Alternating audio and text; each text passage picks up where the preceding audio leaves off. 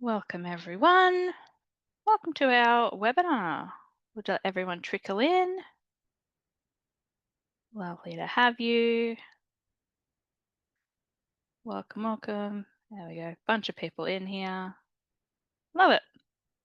All right. Welcome everyone. Welcome to our webinar for tonight. My name is Jackie and I will be your webinar host for this evening. In a moment, I will introduce our lovely guest, Ruth Clare, who will be speaking to us about the hidden impact of military service on veterans' families. This webinar is part of the Shoulder to Shoulder initiative, which is an amazing peer-led digital community space created in partnership by SANE and Open Arms Counselling. And this topic is particularly close to my heart as I am also the daughter of a veteran myself. So we will start with our acknowledgement of country, which we do at the beginning of all of our webinars and our meetings and groups here at SANE. So we would like to acknowledge the Aboriginal and Torres Strait Islander people as the traditional custodians of the country where we live, work and meet. We recognise and celebrate the diversity of First Nations people and their enduring cultures and connections to the land and waters of Australia. I'm coming to you tonight from Wurundjeri land here in Melbourne, and I specifically want to acknowledge those peoples. And if you know the name of the owners of wherever you are zooming in from, you are welcome to let us know in the chat. However, please note that if you post any comments in the chat right now, people may see your display name. Our lovely moderator Time will be working to change everyone's last names now, so it just has your first names, but please be patient while we do this. It's also a really important part of our time in our webinars here at SANE to recognise lived experience and the massive role that plays in our work here at SANE. So SANE respects and champions the individual and collective expertise of people with a lived experience of mental health issues and their families, communities and people impacted by suicide. We recognise their vital contribution at all levels and value the courage of those who share this unique perspective for the purpose of learning and growing together to achieve better outcomes for all. And we will now go on to some housekeeping as well, really important for our keeping everything safe within here and making sure that everyone can participate to the best of their ability when it comes to these webinars. So for those of you who are new at using Zoom, there are a few functions that you can use to get involved in the discussion tonight. You'll find these options at the bottom of your screen, whether you are using a laptop, desktop, or mobile phone. The first option is the chat function, which you can post any comments as the discussion moves forward. When typing your comment, just be mindful about where it's being posted. It could be posted just to the hosts and panelists, so that would be myself, Ruth, and Time will be able to see it if you have that option selected. And if you have this option that says everyone, it'll mean that everyone can see what your post is. So just be really mindful about that. Next, we have our Q&A function, which is great if you have any questions during the presentation. This helps us keep questions together by putting it into the Q&A section rather than into the chat. We also ask questions ahead of time over on the Shoulder to Shoulder space in the SANE forums, so we'll do our best to weave as many questions into our conversation as we go tonight. So please use the chat if you're making general comments and connecting with each other over there, and use the Q&A if you want to send a question to us. It can be submitted anonymously if you don't want your name attached to it. Any questions that we don't get through tonight can absolutely be posted over on our forums as well, and we have a designated space which we will share to you a bit later where Ruth can potentially answer some of your questions later on throughout this week. If you don't feel like making a comment, but you want to react to something in the presentation or give a round of applause or whatever it might be, you can do that. You can select some emojis and they will fly up on the screen for us to see as well. And that's really good if you don't have a particular word that you want to use. And finally, we just want to let you know that live captioning is available for this webinar, and you can find that function at the bottom of the screen as well. There are a few guidelines that we just want to go through to make sure that everyone is able to participate as safely as possible within these webinars. So safety is really important to us, both your safety and everyone else's. We absolutely want to hear about your experiences, but we do ask that you refrain from posting explicit details about self-harm, suicide methods, abuse, substance use, and medication names and dosages. If you feel you do need immediate help, please contact those numbers on your screen. You can step out at any point. This session is being recorded, so you can watch the recording later on. SANE is also not a crisis service, so we do really strongly recommend reaching out to these other numbers.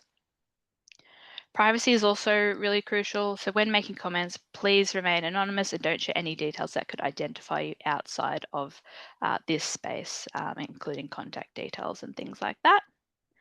And finally, we do ask that you be respectful in your comments towards our team and towards each other. Like I said, we do have time in the chat today who will be keeping an eye on things. We may need to remove any comments that breach any of the guidelines that I've just mentioned. So now I'm going to introduce a little bit about Ruth and what brings her within this space. So Ruth is an award-winning author of Enemy, a memoir about growing up as the child of a traumatized Vietnam veteran. Ruth is also a TEDx and keynote speaker, copywriter, qualified scientist, many thing advocate, mother, partner, and neurodivergent legend as well. Ruth weaves together her own lived experience as the child of a traumatized Vietnam veteran with practical strategies and research as she passionately advocates for the needs and recognition of veteran families. So welcome, Ruth. Welcome to this webinar. We're very excited to have you.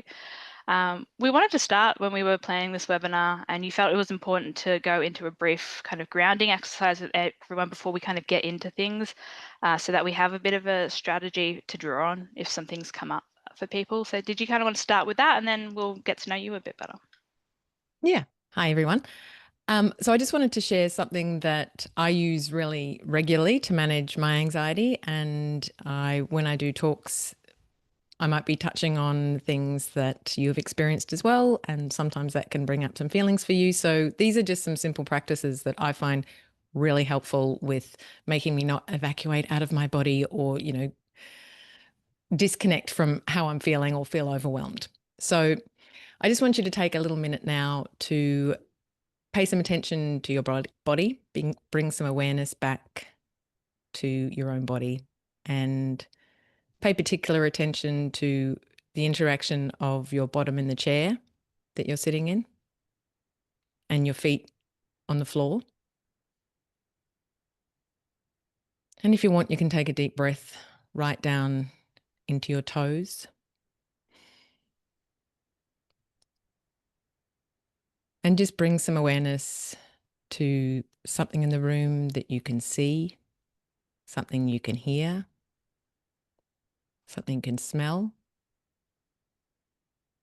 something you can taste, something that you can touch.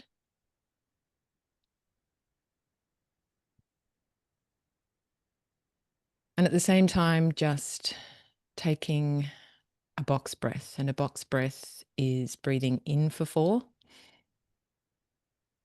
hold for 4, out for 4, hold for 4. So those couple of simple practices form like a foundation of something that I use all of the time just to kind of reset. And if I'm experiencing big emotions, which I often do, just helps me. So hopefully if something comes up for you, you can use that. Beautiful. Thank you so much, Ruth. I love that we start with that because I think some things that definitely can come up for us, particularly if this is also our lived experience. So thank you for that. I wonder, now that we've kind of got that grounding exercise in our back pocket, can you give us a bit of a overview of why you're doing this webinar with us? Kind of what's the context? And that I know that definitely links with your experiences, your lived experience, and your childhood. So I am the daughter of a Vietnam veteran. My dad went to Vietnam in 1968-69. He fought in a battle called the Battle of Coral, which is one of the biggest battles that they fought over in Vietnam. But I didn't have any of that context growing up. My dad was one of the 19,000 Australians who were conscripted to fight in the Vietnam War, so we weren't a military family. He was just a random dude, lottery, went over to Vietnam, came back, and pretty much pretended he'd never been there. It wasn't something that formed any part of the context of my understanding of who we were as people. He didn't participate in any marches. I had some vague notions that he'd been to Vietnam and we had some army stuff in the house. Mostly we had to use that can opener. You know, they make you use that can opener. Yeah. Anyway, I didn't know how to use the other ones. Um, but my experience of my dad was that he could be very explosive and violent. My first memory when I was 3 years old was of him hitting me repeatedly for sticking a Tic Tac sticker that I'd peeled off a box of Tic Tacs onto a wall. And I spent a lot of time in my childhood really trying to understand what Dad wanted from me. I grew very good at just scanning him because some days what happened, it would be fine. And then the next day, that same exact thing would set him off. And so the only way I felt safe was to kind of just be scanning him all the time and trying to predict, is this okay in this moment? There wasn't really a lot of allowance for mistakes growing up. We were expected to just do what we were told and toe the line, and any of those transgressions were pretty quickly punished. So that wasn't all of who my dad was. He could be playful and fun, and it just made it all the more confusing. And really the context for me being here was, our relationship got interrupted. My dad died when he was 52. And I was only 24. And so I hadn't really processed what we'd been through. I was still pretty angry at Dad when he died. And then when I had kids of my own, I'd done a lot of therapy. So I thought, oh yeah, parenting. No problem with parenting. And then, oh my God, all of these feelings came up again. And my son went through a stage of hitting me when he was 2, and being actually in a house with somebody who was slapping me across the face was I just couldn't believe quite how dysregulated I became. And it really compelled me to go, is this genetic? How much of this is war? How much of this is from me? Because, I have issues with, I certainly don't, I'm the one in my family that will say stuff to people. I'm sort of have a pretty strong fight response. So I was going, is it me? What have I done? How have I traumatized my child? So I started to become really worried as a parent that this was going to continue. And I'd done so much work. I thought, how can this be happening still when I've done so much therapy? So it sort of became like a strong need to try and understand how does it all work? Yeah, for sure. And so now what does your kind of work look like? What do you do kind of in this space now? Look, as you read out in my CV, I'm still trying to figure out what it is that I actually do. Yeah. So I just do I do some speaking work. I am an author. I, do consulting work. I sit on a number of sort of committees, mental health committees, looking at other ones that are doing research. I just am really all over. If someone else could tell me what I do, that would be really helpful. Someone could sum it up in a nice title. It'd be helpful for sure. You did mention the neurodivergence. So I did, yes. So exactly. Pretty much ADHD. Whatever. I do ADHD. Probably good for your brain. Yeah. For sure. No, and I love that you do so many different things as well. I think that is a beautiful way to be using your lived experience. And obviously it's saying lived experience and use of lived experience is a really important part of our work. So it very much aligns with the work that you are doing today as well. Thanks. We kind of wanted to touch on quite a lot of things when we were planning. Okay, well, what are we going to talk about? Because there is so much within this space that we could talk about. But one of the things that came to at least your mind immediately was how the mental health experiences of veteran families is often framed around the veteran or the ADF member itself, less about the family. And you use the term shock absorbing to kind of describe that. Did you want to talk a little bit on that one?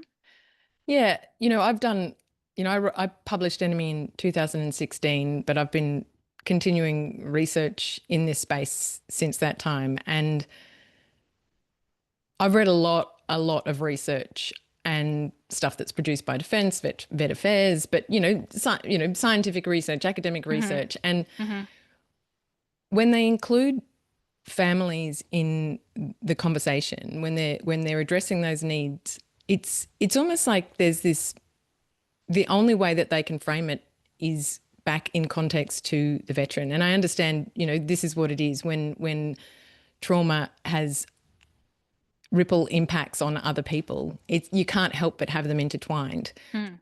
But there seems to be an expectation that families will fulfill the role of being their entire focus of the family becomes about the veteran's well-being, and that that is their expected role. It's explicitly stated that is the expected role, especially I think of partners of veterans. I've spoken to quite a lot of partners of veterans, and that is the expectations, that they're going to be there and hold that role and hold the family together. And that's a lot of pressure to put on anyone.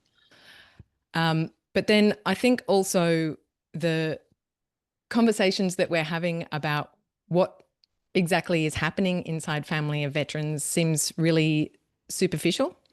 So there is some mention about some of the practicalities of, yes, you are often moved around, there's impacts on employment, partners, have to facilitate more appointments, there's additional caretaking needs. But one of the things that I think is not discussed is there is significantly increased domestic violence rates in veteran families.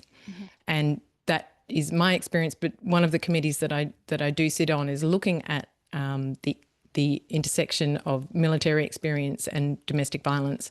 And a recent study that came out has found that there's 45% domestic violence rates in transition veteran families.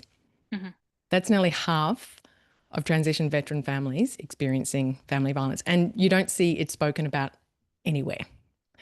And I think that is really significant. Yeah. We also know that partners and children of veterans are at greatly increased risk of depression and anxiety and PTSD and suicide. Like these are real people that are having their own issues, and it's kind of like that is completely sidelined from the discussion.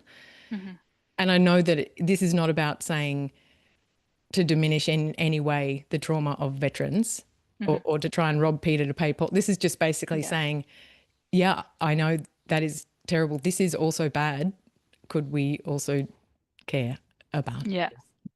Yes, exactly. And I think there's like a vast spectrum, right, of the different experiences of veteran families. And as like you and I have discussed, our veteran child experience is actually quite different in that your father was conscripted. He went in, he fought a really traumatic, time overseas in Vietnam. Mine's very different in that my parent chose to enter the ADF, has been in for almost 30 years now, and some of the biggest impacts for me is less on explosiveness and more on the impact of relocation has been a huge one on, and that's been a huge one for my mum as well, in terms of like moving around, the sense of loneliness.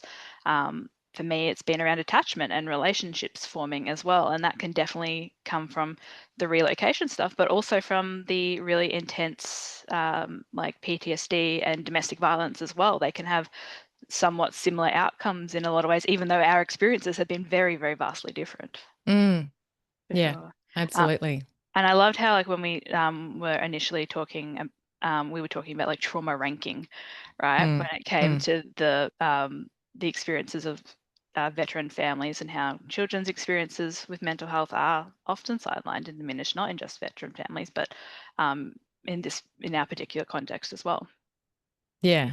I mean, I think in general in life, like, because I also advocate in the domestic violence space, and I'm always advocating for it's not just happening between men and women. When a parent hits a child, that's also domestic violence. And why are we just, not reporting on this? We're not interested in those stories. It's always as the children as this kind of appendage to the mother. And it's disrespectful to act like my relationship with my dad was me and him, whatever he was happening with between him and mum, that was not my relationship. It was me and him. And I felt from a very young age, I felt grown up. I felt like we were having proper relationship. I think I got a lot of stuff wrong. I interpreted a lot of things incorrectly Mm. because I was a child, but Mm-hmm. you know, don't say that that wasn't also a relationship. I think, you know, Mm-hmm. children in general are sidelined from a lot of Yeah, conversations. absolutely. And when we're talking about like the intergenerational trauma, which is when like the original traumatic experience is transferred from the parents to the child, or even from the grandparents to the parents to the Mm, child as mm, well. I know that you kind of touched right at the beginning on how you felt, you know, you're conscious of your own children and the impact that that might have. Is it something that is genetic, or is it something that's happened, like the nature versus nurture debate? yeah, absolutely. I think there's something specifically about military training, though, you know, in the research that I've done trying to tease out the parts, and, you know, I'm very much at beginning stages of a very complicated problem. But one of the things that really struck me was the way that military training is actually designed to rewire your fight flight response. That is literally the purpose of military training, Mm. is to ensure that veterans, that people who are serving in the armed forces are always in fight mode, because you're not allowed to run away, actually. That's Mm. not okay. That's actually not okay at all. You're not allowed to freeze. The Mm-hmm. only thing you're allowed to do is fight. And so there's, I think we're going to put a link to it. There's this We'll great, chuck it in the forums. yeah, Yeah. yeah, great. Yeah. There's a great documentary by this guy called Nick Fothergill, who's a Vietnam veteran and psychologist. And he describes it like the what you have to do in military training is to imagine a car is careening towards you, and you've got to train people, instead of running away from a car, an out of control car is coming at you, you've got to train people to so override their instinct to run away from a terrifying car that will squash you to bits, that you are going to walk toward it. Mm-hmm. Now that part of the whole thing, which I think is quite unique to, you know, the military and frontline services, Mm-hmm. that part of the particular nature of the trauma that we experience, I know that the nervous system dysregulation, if you don't have that, if you don't do something to kind of to counteract that training, come back to center, and you're living entirely in survival mode, that can make you extraordinarily explosive. But it also switches on in terms of how we generationally pass stuff. You know, you've got a couple of ways you do it. You can do it epigenetically. Mm-hmm. So that just means that people's fear circuitry just gets switched. It's like you don't change your DNA, but you do change just how much of that is present. So it's almost like, wow, in utero, all of that stuff got switched on. And then, so you've got all of this, your fear circuitry, you're hypersensitive, you're already come out kind of ready to be vigilant, because you've decided, your body's decided, oh, it's really important that I look out for trouble. And then you experience, you know, a parent who is explosive, and it just doubles down on that. This is dangerous, dangerous, dangerous, dangerous, dangerous. And so you grow up in an environment where you often don't feel safe. And whether that safety comes from a parent who is like my dad, or being moved around a lot and not feeling like you're grounded, that you know where you're meant to be. And you know, I think that is a contributing factor to part of it as well. And I think that is also, you know, part of the reason that whole idea that when your fight response has been trained into you and you don't go back to center, you're then released into your family, and all the stresses make you do what you've been trained to do, which is to explode into action, but you're just then surrounded by your wife and kids. And so it's why, you know, for me, understanding the impact of the nervous system has been really life-changing for me. It's also just helped me have compassion for my dad in a different way. Yeah. Because I see that it's a biological part of how we're wired. Yeah. And it has compassion for me when I lose my mind as well. Because you are also human. That is right. I know. Yes. Yeah, exactly. Which very important for us, obviously, Very to all important to remember. Yeah, very Human. important. Oh, that's right. Actual animal. Yeah, right. Wild. Yeah, exactly. I think, it's the intentional rewiring of the brain when when anyone has gone into the ADF, whether it was like your dad or whether it was like my family, which was kind of the same kind of stuff was occurring, and often there isn't a rewiring back to civilian brain or back to civilian fight or flight response when they transition out as well. There's not nearly enough support around there, and that definitely contributes to those high domestic violence rates and those adverse childhood experiences, which is actually the next part what we were wanting to talk about. So adverse childhood experiences, or ACEs. So if anyone sees the words ACE, that's what we're referring to. Do you mind explaining a little bit about what ACEs are first and what they might look like for children of veterans? Yeah. So before we get into this, like one of the things that I've tried to do with Enemy, when I wrote that book, it's not just about my experience. I did interview veterans. I tried to really put it into context because I don't want this to be an us against them. I know that as soon as you talk about adverse childhood experiences, and many of them might have been, within a family unit, people can feel attacked, and that's really not what the aim of this is for.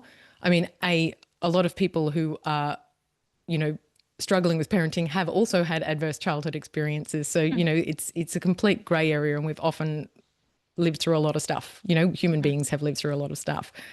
So I just want to frame it in that way. I guess what I'm interested about in terms of adverse childhood experiences is talking about how much of a profound lifelong impact childhood trauma can have, so that we take it more seriously. That is really the whole point.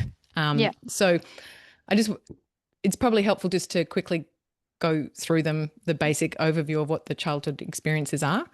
So there's physical, so there's 10 in total. I mean, obviously there's stuff that's not on this list, but in terms of the study that they've done on this, they've categorized it in this way. So there's physical abuse, sexual abuse, psychological abuse, which is if somebody regularly yelled at you or belittled you or made you feel worthless.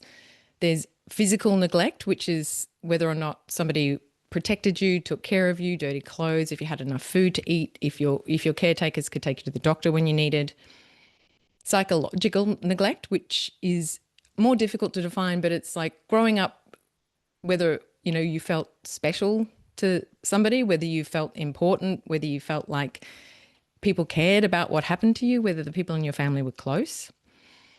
Witnessing domestic abuse, it's a different thing from actually receiving physical abuse. Having a caregiver or family member who misused drugs or alcohol.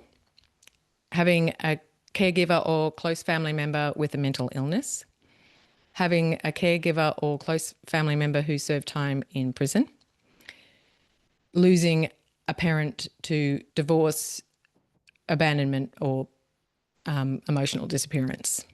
So in terms of those particular things, how it relates to veteran children, we know that around 50% of veterans will develop a mental illness after military service. Many of those will have PTSD, which often correlates to other issues like alcohol misuse. So it means that you're just more likely to have a parent with a mental illness. You're more likely to have a parent who misuses alcohol, who is psychologically neglects you because they're avoiding you, because they're trying not to traumatize you with all their stuff. Then, that causes psychological harm. You're more likely to witness domestic violence because of the high domestic violence rates, and you're more likely to have parents who divorce. So you're automatically kind of,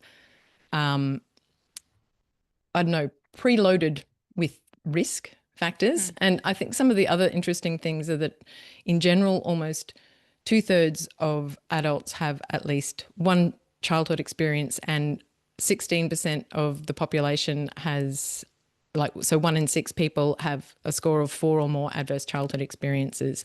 And I don't know what everybody in the audience is, but I've had 9. So boo. I say boo. Boo to adverse childhood experiences. We don't want them. We don't want them. We don't want them. We don't want them. That's the summary. Yeah, that's it. That's it. For sure. What do you think some of the impacts have been like at different stages of life? Like, I mean, for you, but also in what you've read, who you've spoken to. So what are the impacts on the children? What do they look like? What do they look like as adults as well?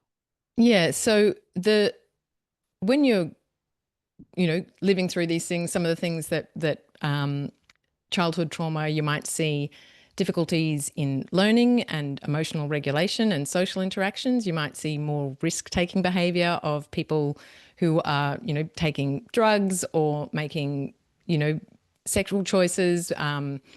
You might see some people developing mental health conditions, but a lot of times with adverse childhood experiences, it's actually the later impacts into adulthood that and the fact that they last for so long. It's crazy the actual impact they have. So as an adult, if you've experienced 4 or more adverse childhood experiences, you're 3 times more likely to have depression. You're 4 times more likely to struggle with substance abuse.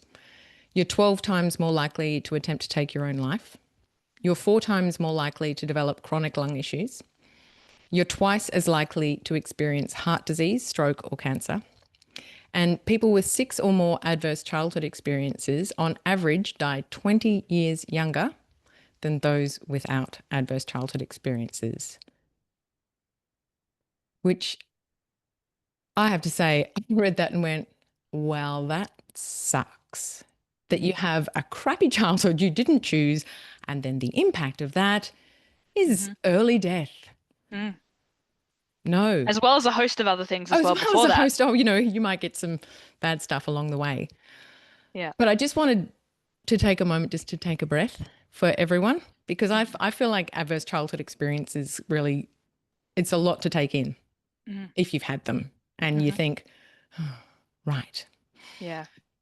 So just to take a breath and know that it isn't a life sentence. This isn't inevitably going to happen to you, that they're looking at a population and just, come back to the present moment and just take a little breath, because I do feel like it's a lot to process. Yeah. Yeah. 100%. I think it's really important that you've highlighted all of them though, because it's a lot, right? We're not going to pretend that saying those statistics isn't a lot to hear. Sometimes it can be really good to hear them though, because it takes a little bit of the shame away of some of the issues that people might be experiencing. Like if you are experiencing substance use challenges, that part of that can be linked to adverse childhood experiences that you might have had, or if you have trouble with different attachment styles, it might be because of some adverse childhood experiences. It's not like an innate brokenness of any individual. And No, I think absolutely. naming it is really important. Yeah.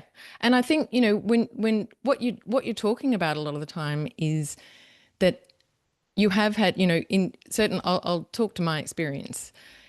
In my family, it was like you were not allowed to cry. Like that was sucking and feeling sorry for yourself. So there is not that. I didn't even know what any of my needs or emotions were, because it did not matter in my family. It did not matter. The only thing that mattered was whether or not Dad was happy. And then, after my dad left when I was 11, my mum became a chronic alcoholic. And so then it was like, oh, okay, so we have no parents now, because that just exploded our family, that whatever that was that I don't even know. So let's just pretend that's now not happening. And you get really good at being disconnected from yourself, living in survival state all of the time. And,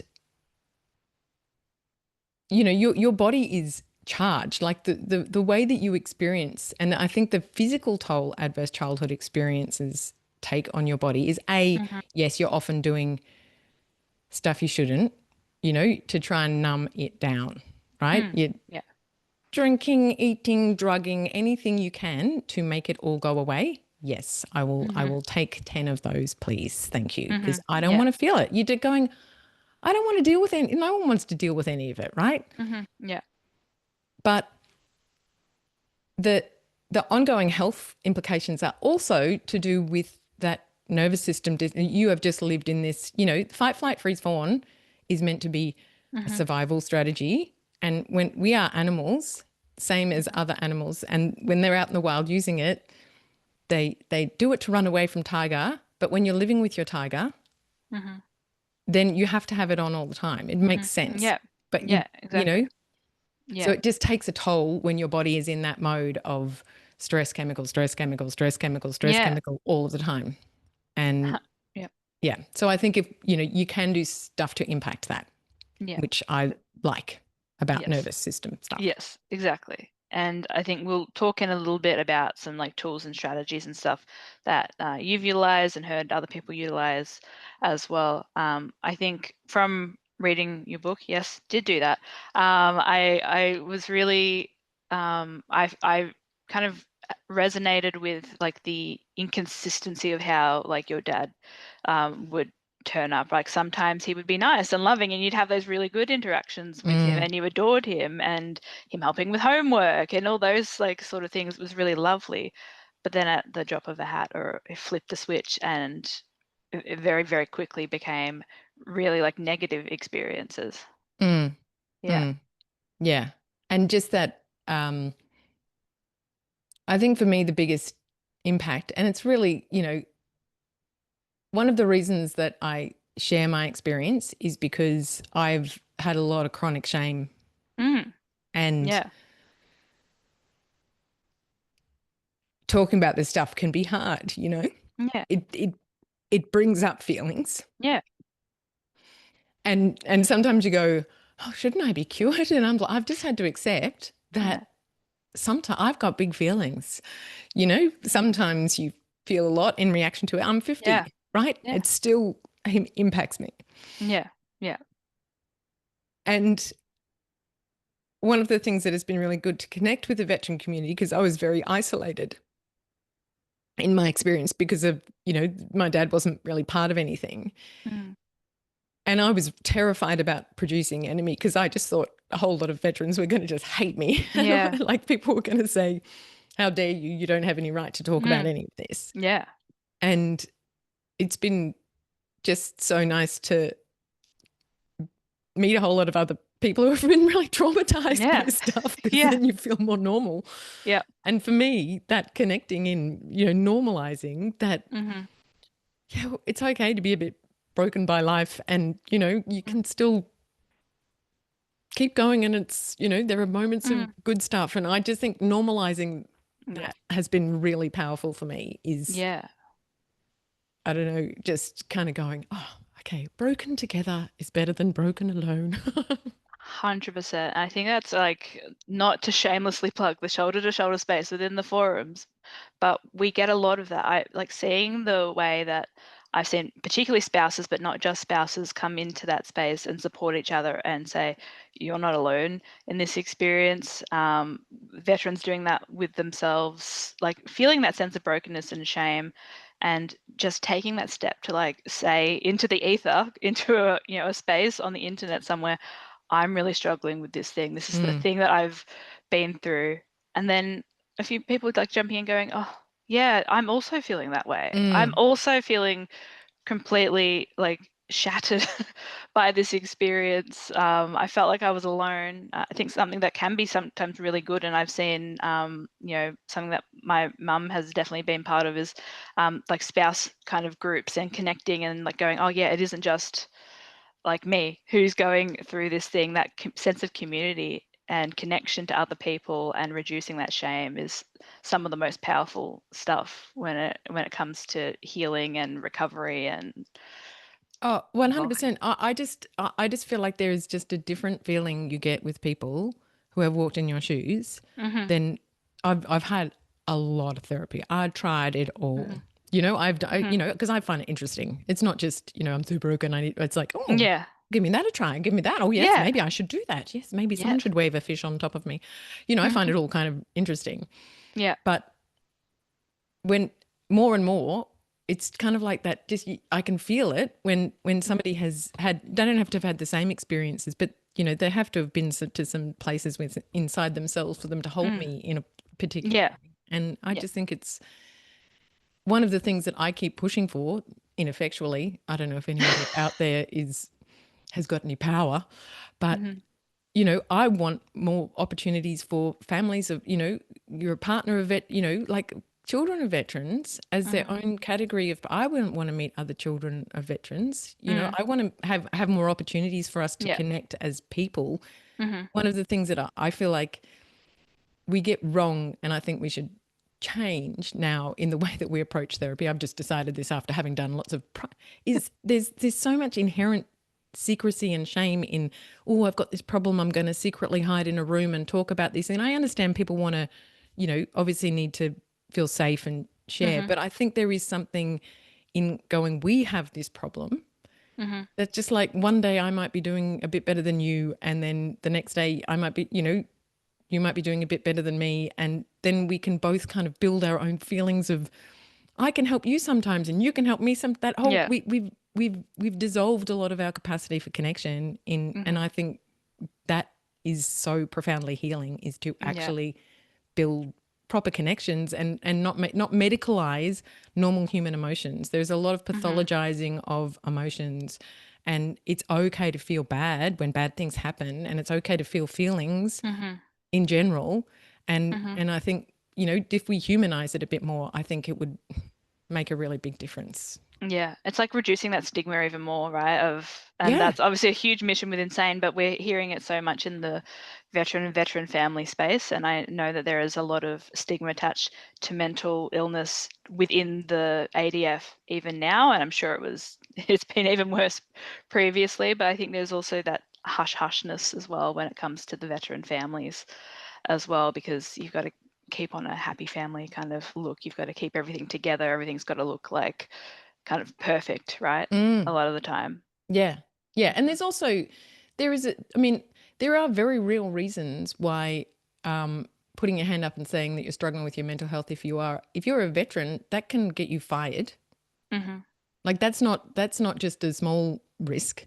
That can make you lose your job and your house and your, like, this whole, so it's one of those really weird things that you are very likely to develop a mental health condition as part of military service, like more likely than most other Mm. professions you could possibly enter. Mhm. But it's the one thing that they don't have any responsibility to keep, Mhm. find, oh, let me find alternative employment for you. Like, in other Mhm. organizations, if something Yeah. happens, that's what they do. It's just like, off you go then. It's so weird. It's so, Yeah. as an outsider, you go, that is a weird model.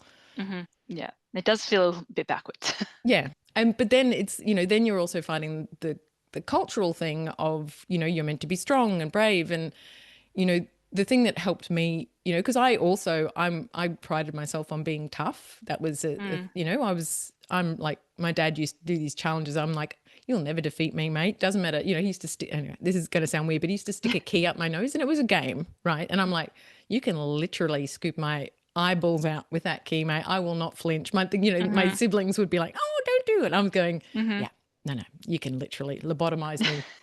I don't care how far it goes up. And so, but the way that I reframed my understanding was with, I don't know if you've seen Brené Brown's TED Talk on vulnerability. Mhm. Yeah. And that idea that actually what we think of as weakness is actually bravery, Mhm. because when people have been stoically trying to get through something and then they say, I need help, that is not a weakness, that is a strength. Yeah. And in the same way, when people have been not sort of holding a boundary or saying what they need, and they've actually found their voice and done the opposite, that is courageous as well. But it makes Yeah. you vulnerable. It's terrifying, Oh, terrifying, yeah. Yeah.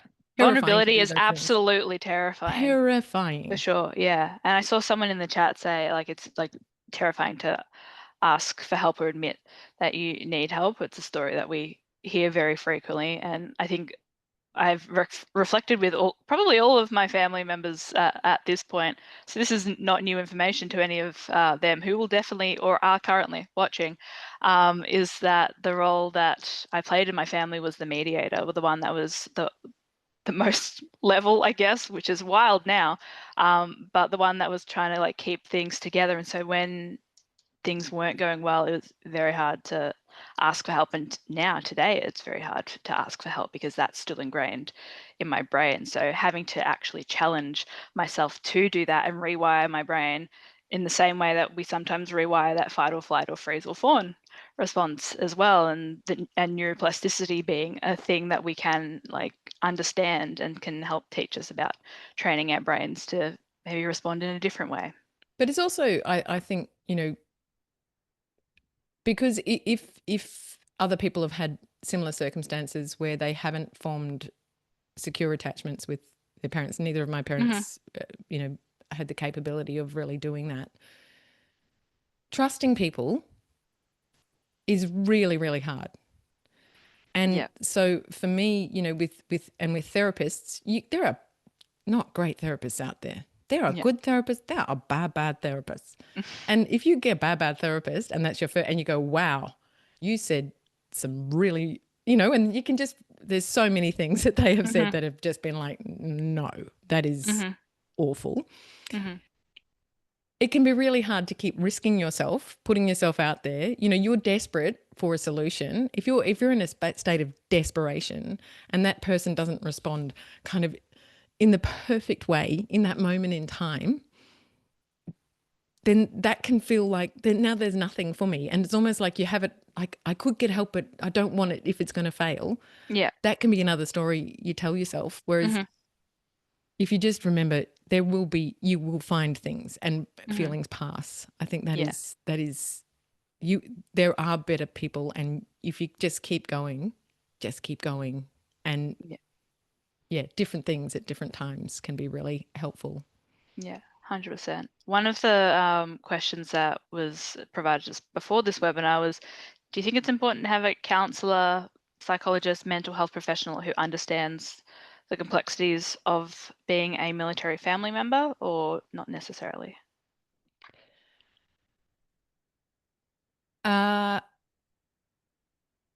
think it's helpful if they have some awareness, but I don't think the therapists that have been most helpful to me didn't have that context. They were people who had personally lived through trauma and abuse of different sorts and were really honest and had done the work themselves.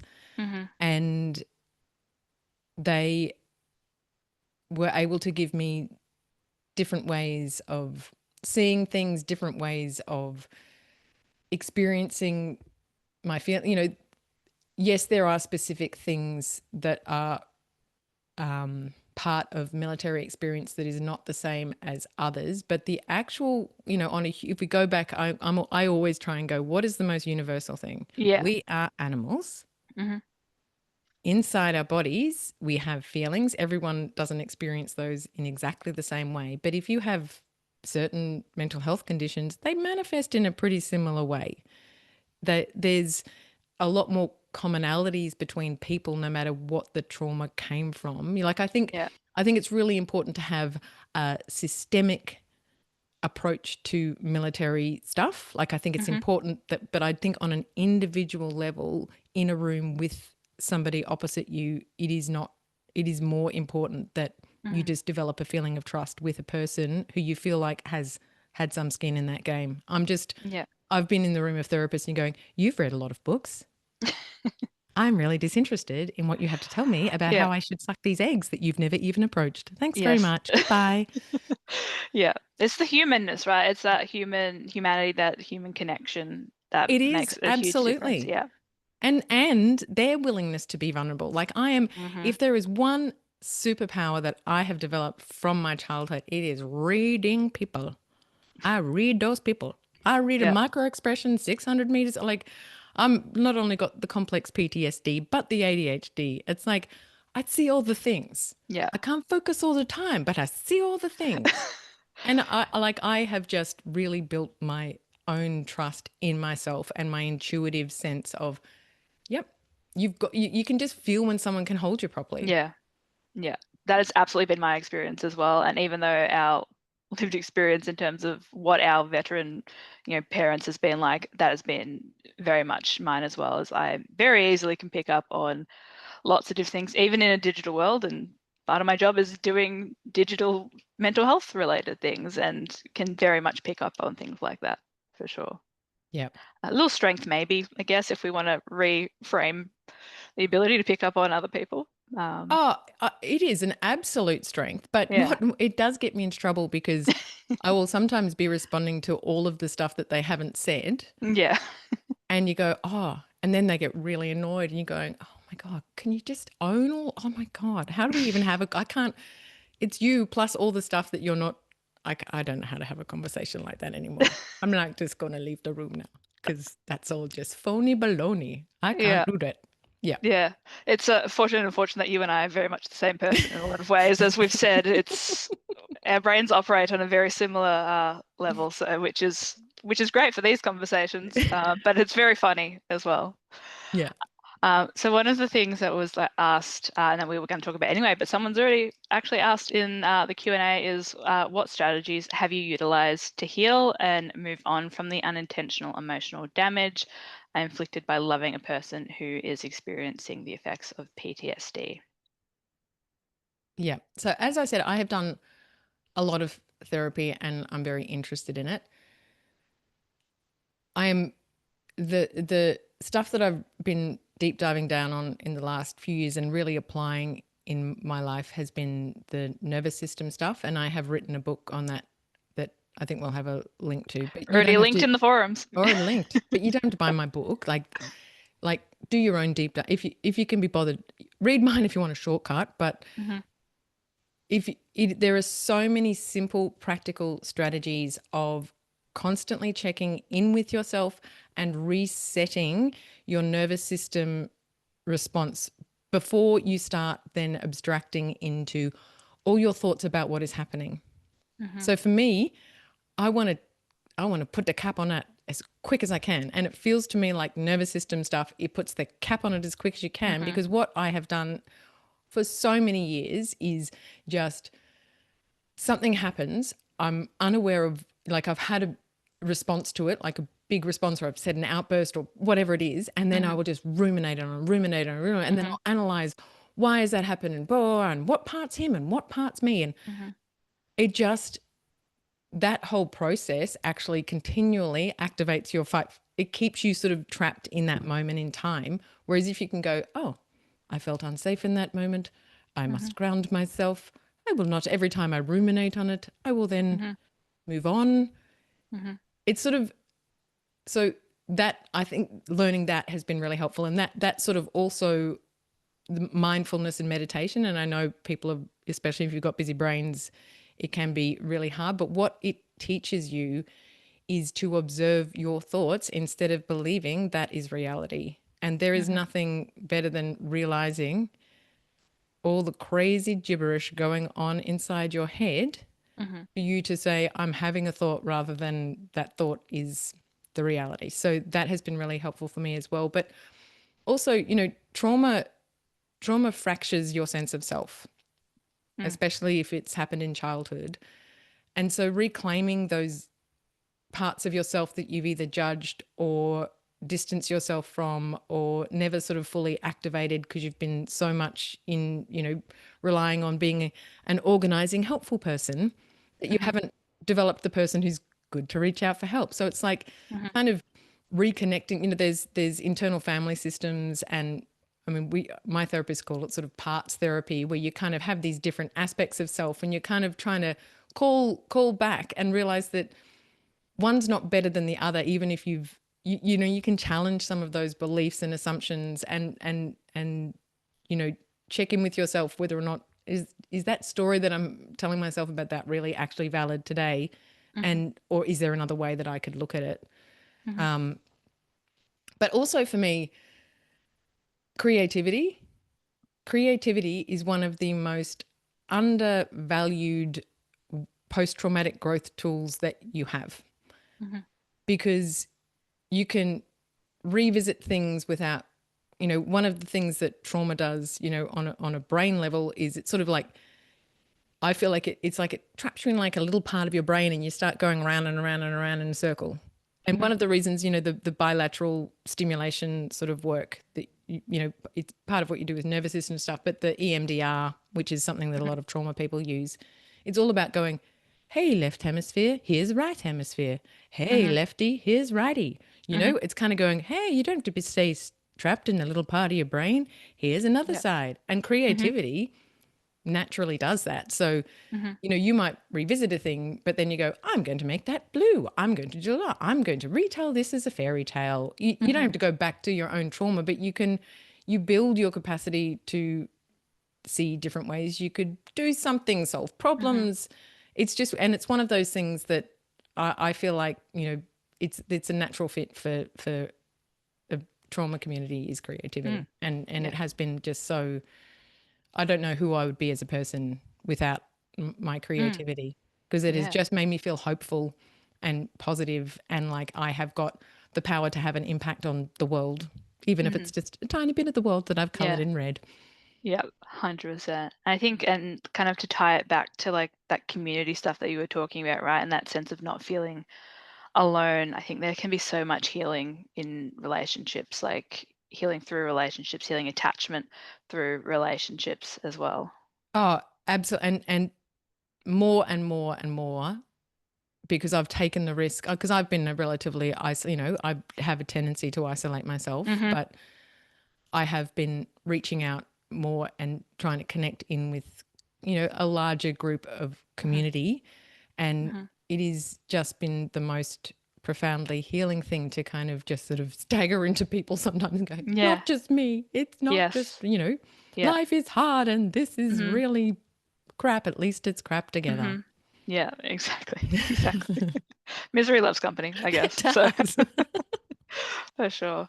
So that does bring us like basically towards the end of this webinar. We do want to absolutely flag, and I'll get time to put the link in the chat, but we do have a thread in our forums in the Shoulder to Shoulder Families space where we will be having questions be put in there, and you will have the opportunity to answer some of them as well after this webinar, Ruth. But it's not just in there. You can all go in there as well and respond to each other and connect in that space. Again, the SANE forums are an anonymous digital community, generally mental health focused, but also not just as well. It doesn't necessarily have to be exactly on mental health experiences. It is moderated by staff here at SANE, and some of who have their own lived experience as well. And we really love that space over there. That thread also has a bunch of links already, but we will add some more to it of Ruth's book, some articles, we'll add the video with you're not in the forces anymore. We'll add all of that sort of stuff in there so that And people can have personally, if that. anyone wants to share, I would just love to hear your stories. Yeah. Like I feel really like there isn't enough forum for us to kind of share Mm. who we are and, Hmm. whatever, and the impacts or anything that I'm really interested in learning about everyone. So Yeah, if anyone has got the inclination, I would just for love to sure. learn more about you all. Yeah, absolutely. Please go in there, share your stories anonymously as well. Please, we will have to edit things if there is disclosures of like names and things like that in there. But we absolutely want to hear your story. Please go connect with each other over there. Share different resources as well if you have them. I know that some people have been sharing resources in the chat tonight, which is amazing. And I haven't been paying too much attention to the chat so that I could have this conversation. But I have seen some beautiful things pop up, a lot of amazing support in there. So yeah, if you do have any questions for Ruth or questions for each other or feel like sharing, please jump into there. This webinar has been recorded and we will be posting it in the forums as well so that people can watch the recording, usually within 7 days of the webinar occurring. Another thing that we do want to flag is that we did have a feedback form that will pop up in your browser at the end of this webinar. And the purpose of that feedback form is to find out how you felt about this webinar, what you liked, what maybe you didn't like, what you want to see more or less of as well. No, nothing at all. Please don't tell us you didn't like anything. Be super honest. It's a completely anonymous. It's a super anonymous survey, but we also want to know what you want to hear from future webinars as well. Let us know because these webinars are based around lived experience generally and what you guys want to see. So please tell us what you want. If we haven't gone to your question, please chuck it in the forum so that we can have that answered or other people can answer it as well.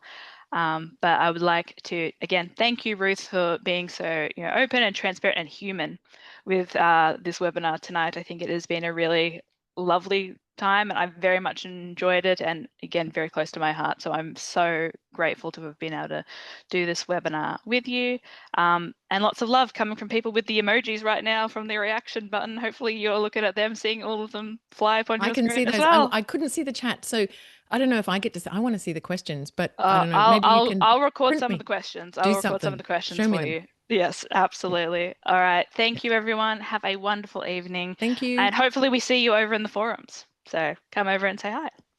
Thank you, everyone. Thank you. Bye.